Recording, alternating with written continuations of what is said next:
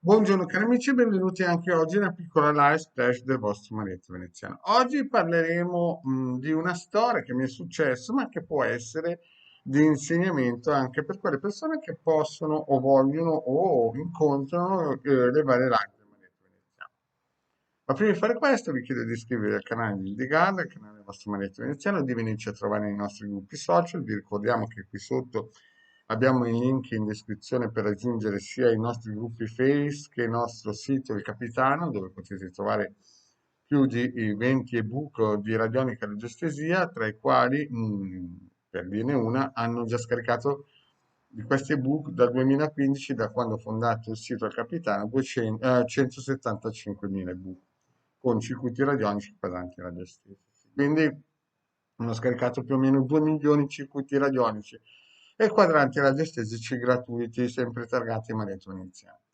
Poi nel sito abbiamo anche una zona shop dove si può acquistare questo talismano amuleto magico dal valore di 150 euro più 10 euro di spedizione, trattati radionicamente e radiestesicamente. Bene, parliamo un po' di questa pillola, no?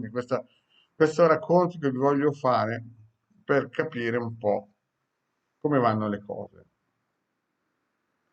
Perché ci sono persone che ci contattano, no? Ci contattano magari 2 anni prima, 3 anni prima, gli spieghiamo com'è la storia, gli spieghiamo com'è il lavoro, gli spieghiamo com'è la situazione, e loro non credono.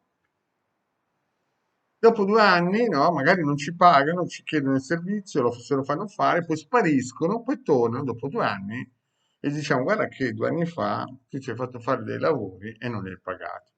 Sì, scusami perché avevi ragione, adesso ho capito e incominciano a pagare il lavoro di 2 anni fa. Ma prima di iniziare questo, perché poi vi racconto, sarà un po' più lungo, vi racconto la storia che mi è capitata più o meno 30 anni fa.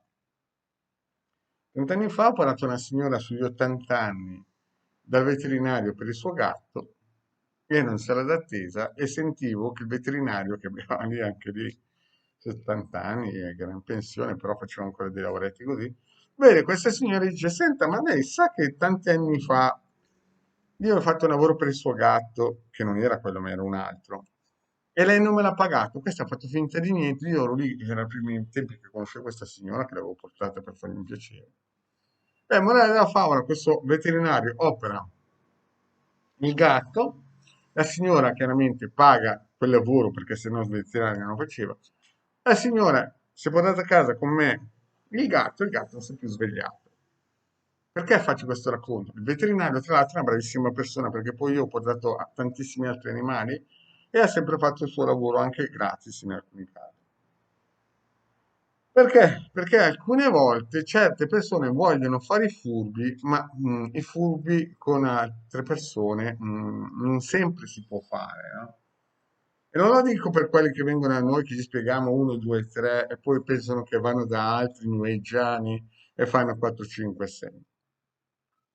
Perché poi non è che poi tornano a noi e non siamo i veterinari di turno, no, a noi non ci frega niente, che le persone che vengono da noi, se si fanno fare dei lavori, devono pagare, giustamente, perché siamo liberi professionisti. E se ci credono bene, poi sono poi i fatti loro. Però sta di fatto che capita, è già capitato, che ci sono persone che non credono magari a quello che diciamo, ci pagano, poi dopo, magari perché, scusate, altri pifferai magici dicono altre cose, magari dicono ma noi te lo facciamo gratis, destra e sinistra, poi dopo torno, dopo 2 anni, e dico, vabbè, avevi ragione te, quello là mi ha fregato e tu invece sei stato corretto. Allora, il concetto è molto semplice. Quando una persona ha la stalla piena e la famiglia che funziona, è lì che deve investire maggior tipo di energie economiche, in questo caso qua, per difendere la famiglia, con riti propiziatori e riti che diano forza al campo magnetico della famiglia. Poi è chiaro che se uno è sposato uno con un DNA che va in cantina, chiaramente la cosa è complicata.